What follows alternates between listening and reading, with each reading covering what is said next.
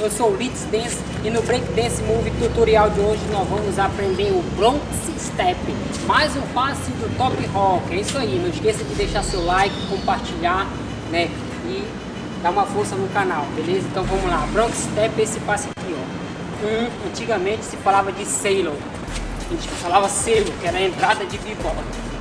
Sailor, acho que cada um fala, uns falam Sailor, mas a gente vai falar o que é passado internacionalmente, que é o Bronx Step, ok? Aqui, ó. 2, ok? E 1, 2, sempre ele é pro lado, dá uma puxadinha. 2, 2, 3, 4, 5, 6, 2. Esse é o Bronx Step. Mais um. 2, 3, 4. 2, 3, 4. 2, 3, 4. 3, 4. Então vamos lá, pessoal. Mais uma vez.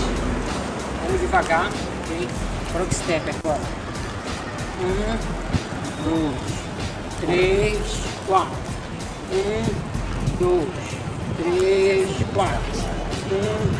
2, 3, 4. 2, 3, 4.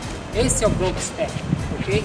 Você pode fazer ele tanto back ou front, que é frente, back, que é atrás, ou pelos lados.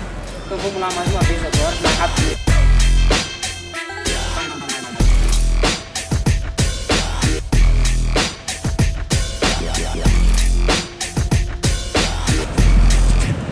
Esse é o Bronx Step. Valeu, eu sou o Litz Dance. Quero agradecer cada um que está dando apoio no canal aí. Divulgue e dê um like. Valeu!